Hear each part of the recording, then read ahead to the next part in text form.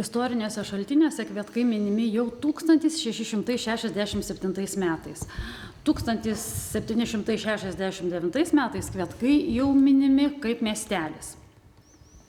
Pasak ilgaamžio Kvietkų gyventojo Leono Kvietko, gimusio 1902 metais, Kvietkai turėjo būti pavadinti Kamarauskų vardu, nes grafo Kamarausko dėka Kvietkuose buvo pastatyta bažnyčia. Kvietkų pavadinimas kilo būtent nuo asmenvardžio Kvietkas. Nors ten įvairių istorijų yra, kad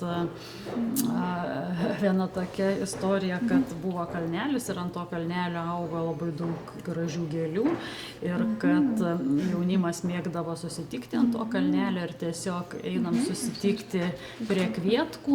Ai, va šitaip sakydavo.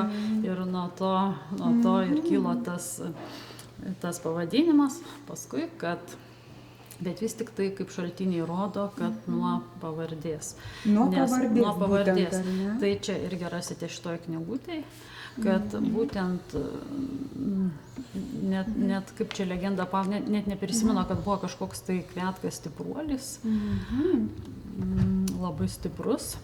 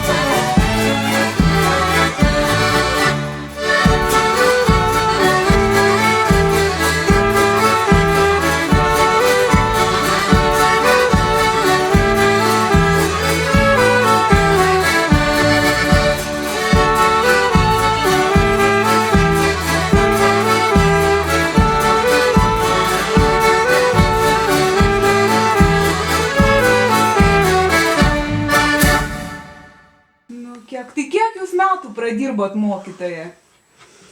33 gal. 33 metus dirbot, nu. Mokykloje. Mokykloje, va čia vietiniai. Tai o jūs pati iš Kvietkų, ar ne? Ne, aš iš Pasvalio rajono. A, jūs iš Pasvalio rajono, ar ne? Pasvalietė.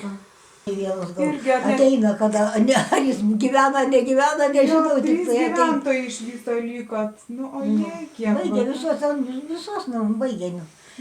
Senieji miršta, jaunieji išvažiuoja ir nebėra. Taip, nebėra žmonių, mes sakom, o čia kiekgi visko buvo, ar ne? Tikrai nebūdavo, galima būtų gauti žmonės, samdydavo ir mokytojais, kambariukas gaudavo, kur nors viskas, o dabar nebėra. Nebėra, darbo nėra, moka, mano irgi sūnus gyveno, čia įsipirkam šitą 3 kambarių, tai gimė vaikelis, tai ten žmonos gimė nedidelė buvo, jie tų investicinių čekių davė, o tenai Panevėžio rajone Molainiai toks ūkis buvo tenai. Tai tenai buvo labai daug pristatyta irgi. Tenai tos namus alitukus tokius nebaigtus pardavinėja. Tai už investicinius čekius nusipirko alituką ir tada už tą įsikūrė tenai, tai dabar va. Ir mergaitė jau 11 klasė mokusi, o jų berniukas baigęs vidurinę. Tai jūsų sūnus jau gyvena Panevėžio rajone, faktiškai. Panevėžio rajone. Pas man tik tai atvažiuoja į svečius. Gavau padėkos raštą, gavau kaip skaitytojas.